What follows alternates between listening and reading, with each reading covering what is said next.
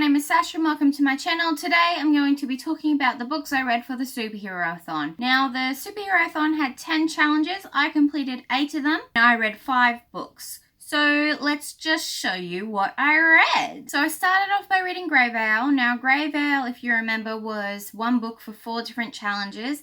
It was the Thor challenge, the Avengers challenge, it was the Black Widow challenge, and it was another challenge that I cannot quite remember right now.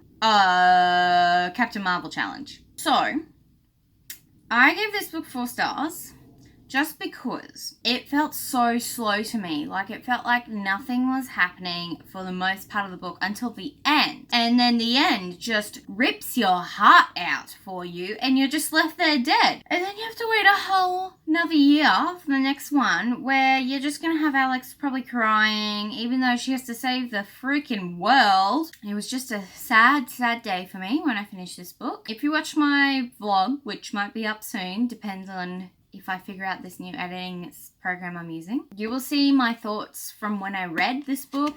Yeah, like Alex, it was just, she had to go on like all these different quests and she has to try and bring all the different races of Medora together, right? She tries to jam it all into one book. There's like 3-4 different races and she has to like go and be nice to them. But in the end, it doesn't work out. But this maybe raised up a star was the cute little like wolf thing that comes in and like becomes Alex's companion. I thought that was super cute.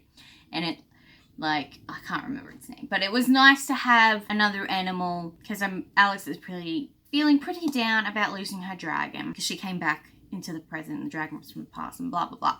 Read the Medoran Chronicles because you got dragons, you got sword fighting, and you've got cute little wolves that transport you and it will rip your heart out because why not would you want to read a book?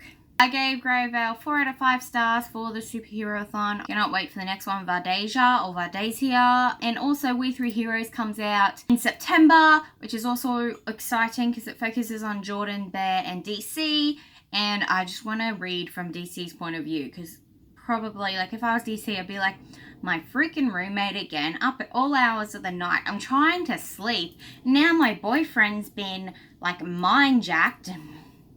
I'd love to hear from DC's point of view. Next, I read The Hate You Give by Angie Thomas. I gave this one 5 out of 5 stars. This was for the challenge Black Panther. Yeah, this was a reread for me and I loved it the second time round. Again, like I loved it the first time, loved it the second time, I'll probably love it the third and fourth and 100th time I read this. Star, her whole life has been mixed around. At the start of the book, she watches her best friend get shot by a police officer and then Star she has to try and figure out if she wants to be quiet or if she wants to speak up. Start seeing like all the different like racism aspects of life and at a school. It's really good and I think everyone should read it so they just get a little bit more understand what is going on in our world because this just doesn't happen in stories. It happens in real life and it wasn't mind-blowing moment because like I knew it was happening but it never happened in my sight because it was but reading about it, I've just kind of realized it is happening more. It's sad, but I just love Star. If you haven't read The Hate You Give, I definitely recommend it to just read it whenever you can, seriously. So I gave The Hate You Give 5 out of 5 stars and I really enjoyed it. Now, the next book I read was the Ant-Man Challenge, and that was The Sun and Her Flowers by Rupi Kaur.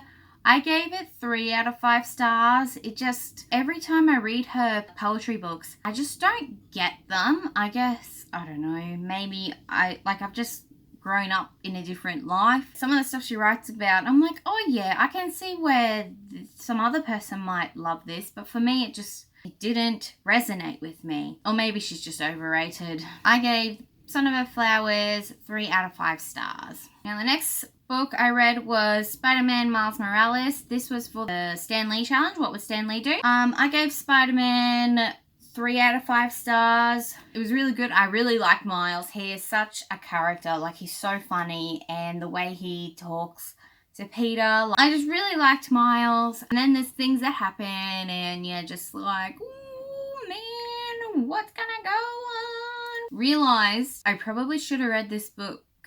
Like, there's books earlier in the series than this one, and I probably should have read them first, but I didn't realize that I had to read them anyway. One person I didn't like was his best friend. He was such a dick.